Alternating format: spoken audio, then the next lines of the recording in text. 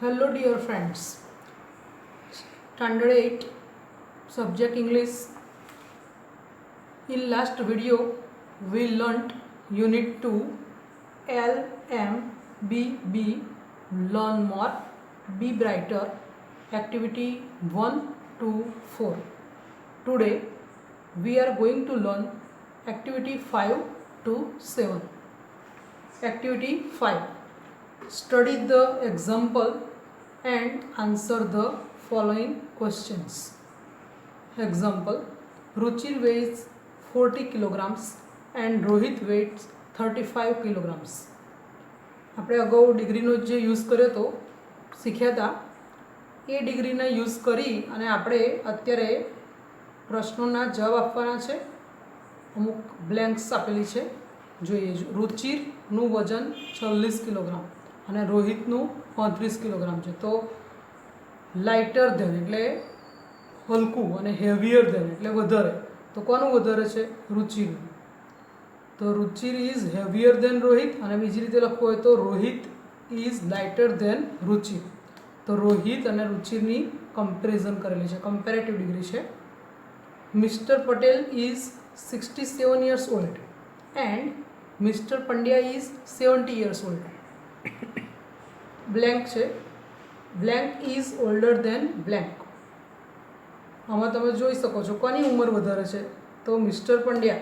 તો mister Pandya is older than mister Patel.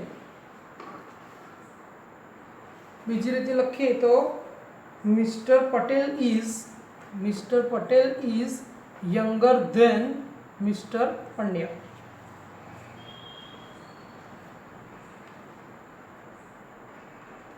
Sonal is 5 feet tall and Sonu is 4 feet tall. Sonal 5 ફૂટ ઊંચી છે અને સોનુ 4 ફૂટ ઊંચી છે. તો કોણ વધારે ઊંચું છે? Sonal. Sonal is taller than Sonu. Sonu is shorter than Sonal. Rosie has 10 toys. Razia has 9 toys. Rosie પાસે 10 રમકડા છે અને રઝિયા પાસે 9 રમકડા છે. Who has more toys than whom? હું તો આપણે WH ક્વેશ્ચનમાં શીખી ગયા છીએ, એટલે બધાને જ ખબર છે કે જ્યારે હુથી પ્રશ્ન પૂછીએ તો જવાબમાં આપણે ક્રિયા કરનાર વ્યક્તિનું નામ લખીએ છીએ. પણ whom નોટ શું થાય? Who has more toys than whom? કોની પાસે કોના કરતાં વધારે રમકડા છે, એટલે whom એટલે કોના કરતાં. Who has more toys than whom? કોની પાસે કોના કરતાં વધારે રમકડા છે? તો રોઝી પાસે 10 છે, એટલે જવાબમાં લખાશે Rosie has more toys than Razia. Who has less toys than whom? ઓછા રમકડા તો કોની પાસે છે? Razia. Razia has less toys than Rosie. Mahesh drinks 2 glasses of milk. Naresh drinks 1 glass of milk. Who drinks more than whom?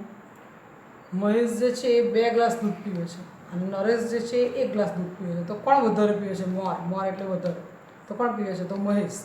Mahesh drinks more than Naresh. Who drinks less than whom? Naresh drinks less than Mahesh. Write yes or no in the brackets.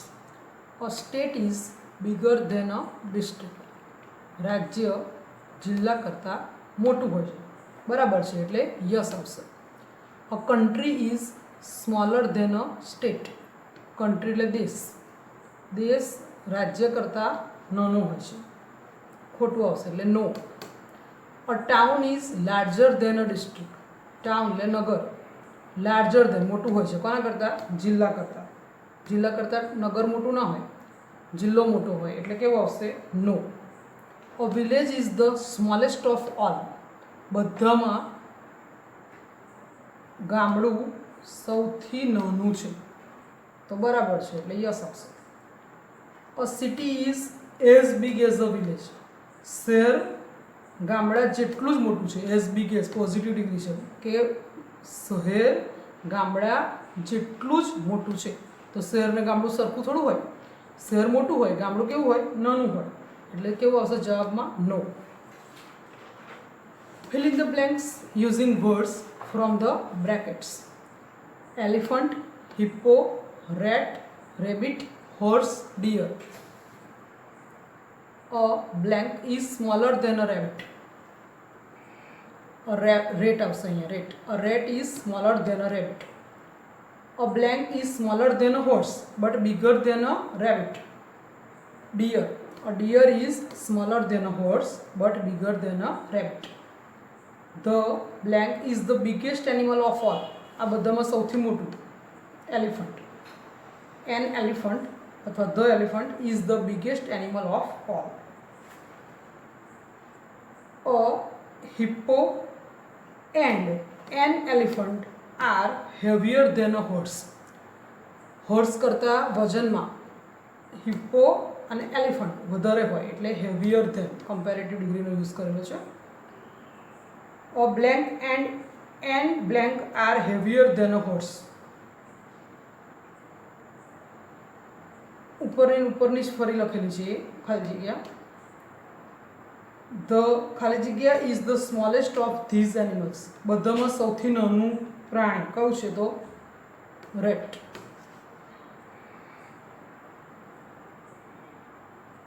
Answer the questions.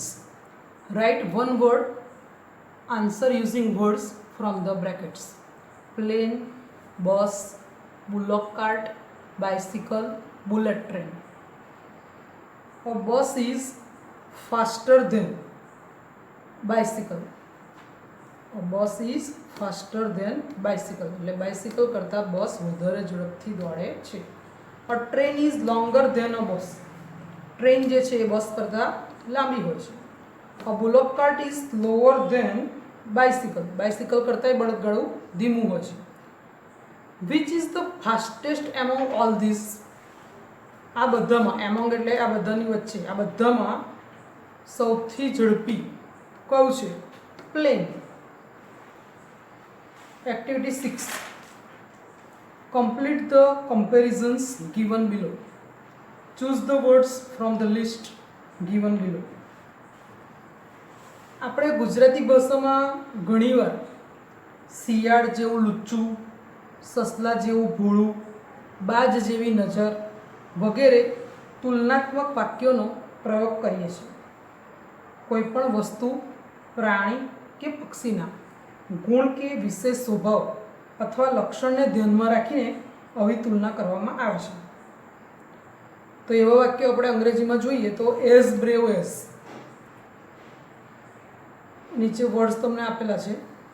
તો brave એટલે બહાદુર, તો આમાંથી બહાદુર તો શું આવશે?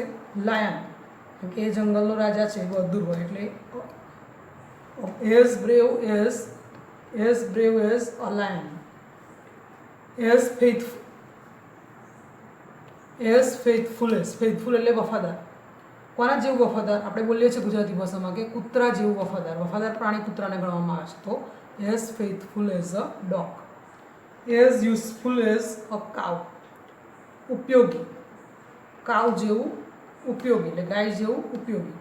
As hungry as, વરુ જેવું ભૂખ્યું એવું આપણે કહીએ છીએ. તો as hungry as a wolf.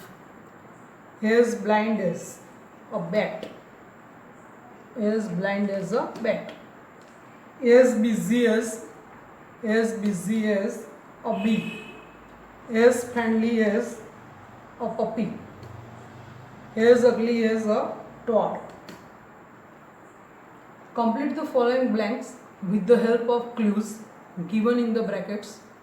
Consult your social science teacher. સામાજિક વિજ્ઞાનમાં આપણે આ બધા પ્રશ્નો અગાઉ 7મા ધોરણમાં શીખી જ ગયા છીએ. Which is the highest mountain range in the world?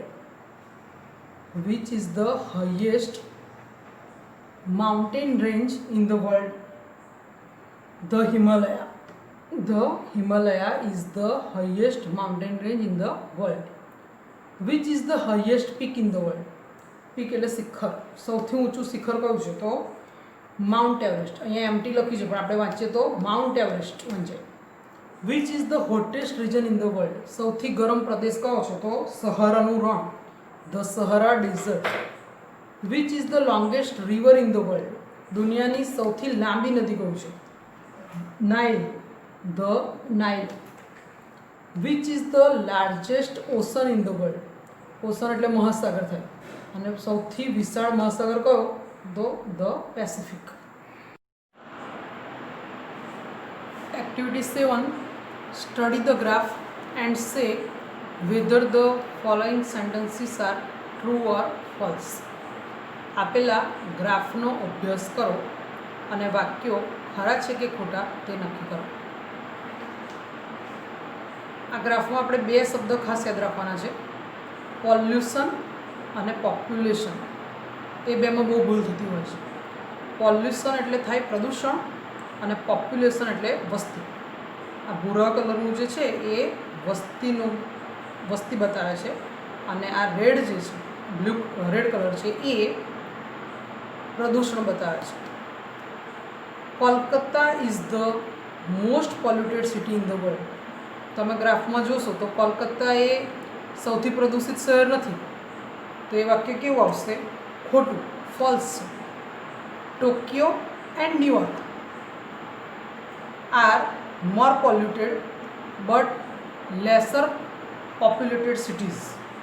એ વાક્ય પણ ફોલ્સ આવશે. Cairo is the second most polluted city in the world. Delhi સૌથી પ્રદૂષિત અને પછી સેકન્ડ મોસ્ટ પોલ્યુટેડમાં કેરો આવે, બરાબર છે, એટલે true. Tianjin city is located in China country. China એ દેશ છે અને ટિયાનજિન એ શહેર છે, ચીનમાં આવેલું શહેર છે. તો આ વાક્ય પણ સાચું છે, ટ્રુ આવશે.